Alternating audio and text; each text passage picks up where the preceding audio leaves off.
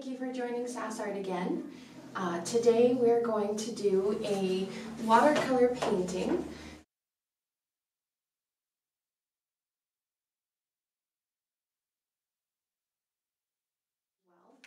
But the materials that you're going to need today is a set of watercolor paints, and these ones, just a basic set as long as you have dark blue, light blue, and pink or purple. You're also going to need white acrylic paint and some watercolor paint brushes as well in there. So I'll usually get green masking tape just to give it a nice outline first. So once you have that on there, you're going to want to get it set up.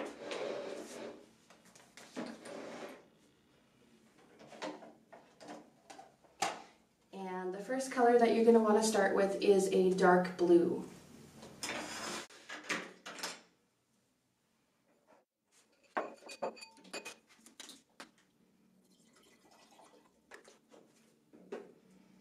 So once you have your dark blue out and a paintbrush of your choosing, I usually like to use a wider style brush to start with.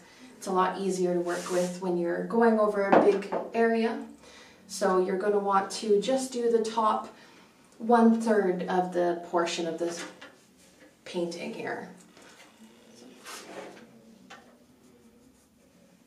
And you're going to want to get your paintbrush pretty wet and get just a little bit of that blue on there. We're going to layer as we go. Watercolor is a little bit more finicky, so you'll want to work on one area and then leave it to dry. So I usually work top and then I work bottom, and by the time I do the bottom, the top is dry. Otherwise you'll get warping to your paper.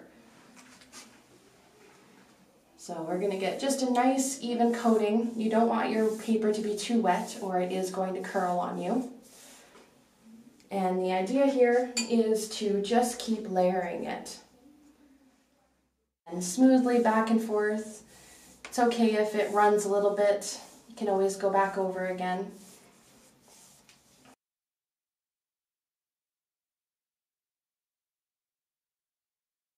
Just keep on going down until you get to about that 1/3. And now you're going to want to do the same on the bottom. There are specific paintbrushes that are for watercolor, but in this case, we're just using a generic paintbrush, just a filbert. And we're going to start from the bottom and go up again. Now, in some cases, I do take a fan and I will put that on it just to speed up the process. And I'm going to go in and get a little bit darker blue on my paintbrush and just get the top a little bit darker.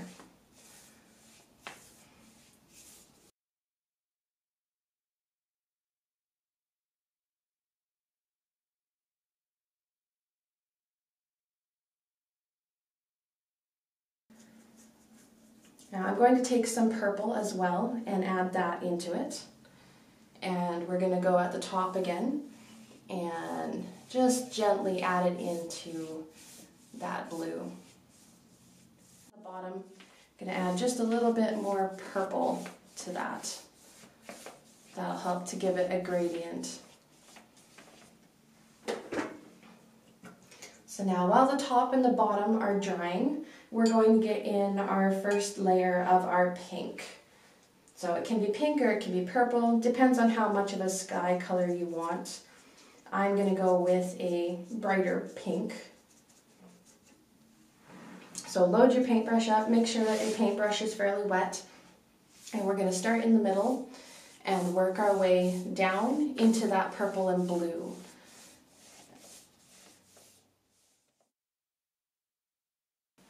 And you may need to get more paint and go up into that color.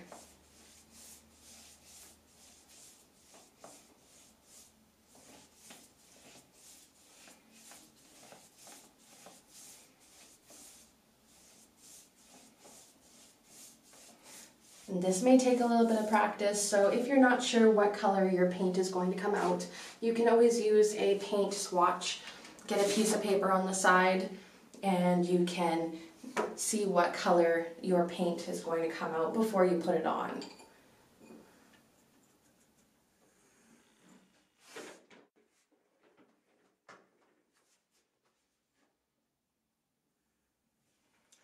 Okay, so I'm just getting a little bit more of the purple and we're going to add it into the bottom.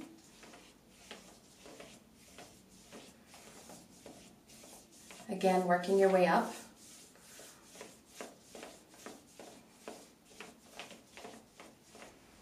And same with on the top. And my paper is starting to dry on the top now.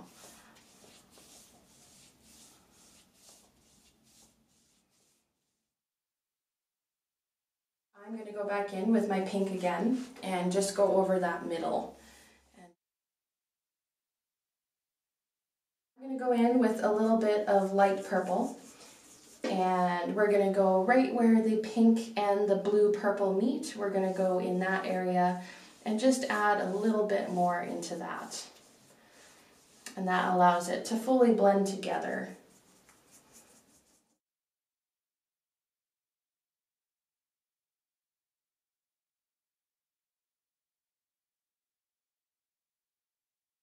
And if you guys have any questions, by all means comment on this live stream while it's going on. I'll answer them the best I can. Or afterwards, if you'd like to connect with SASART and ask questions on there, I'm more than happy to answer any of your guys' questions and help you guys to learn a bit about art yourselves.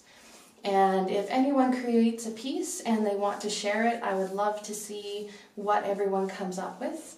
Or if you want to follow right along and do exactly as I do, I would love to see the results. So please share your work, and yeah, I will post if anybody does. So I'm just taking a little bit more dark blue and going over that bottom once more. And that's going to just darken it up a little bit more.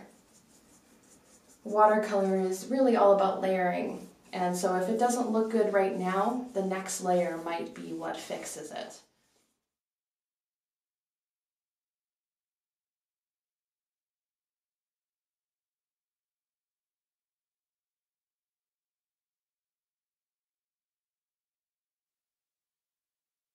This is also a really good base if you want to do a galaxy or a different kind of star scene.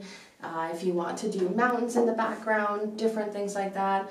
There's so many things that you can do once you have a base starting point on there.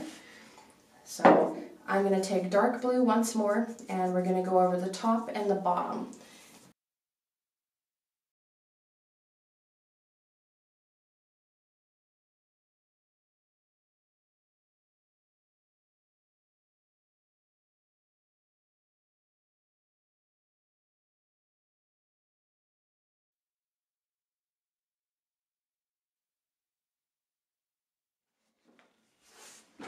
So now with this layer, we're going to have to let it dry a little bit. And in the meantime, that's when I will get out my acrylic white paint. And you're not going to need a whole lot of it. I just get a daub about the size of a quarter. So for this step, the paintbrush that I'm going to use is probably going to be a smaller brush, about a third of the size of your fingertip, and it's rounded. You can use different ones to keep playing with it, try out what you'd like. I have almost a fully dry painting there. I really wasn't using a whole lot of water. If you use too much, you're going to have a lot more dry time in between. So I'm going to take a little bit of that white, and what we're going to be doing is putting in some of the clouds. And we're going to do some of them, but not all of them. And you can do as many as you want or as few as you want. And what I like to do is start over in a corner and dab a little bit on and do little U shapes up.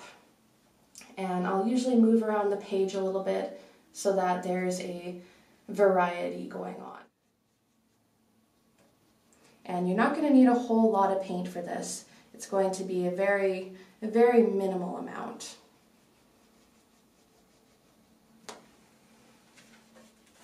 And then I wipe off any excess paint that I have on my paintbrush, and I allow it to get into the smaller details of it.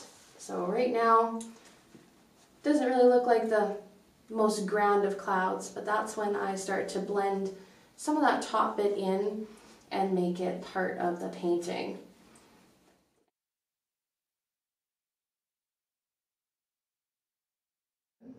And I'm going to place it right in the middle of the canvas. And I'm going to do a pretty solid line on this side because we're going to make it look like it fades out. So right now it looks like there's a giant C in white on your page. And from there we're going to do circle motions into the middle of the moon and blend some of that out a little bit. I'm going to take some more white, and now I'm going to do some of the little holes that you'll see in the moon, and I'll usually dab a little bit of white into certain spots where I want it to look a little more 3D. And you'll be able to see sort of a crescent moon start to shape there.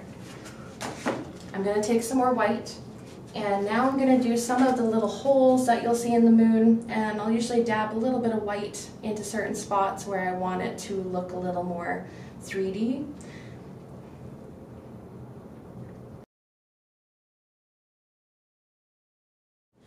So right now it looks like you just have some more dabs of paint on your paper, and we're going to blend those out in small circle motions.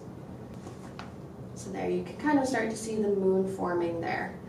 And now what I'll do is I'll take white again, and I'm going to highlight and really brighten that ridge.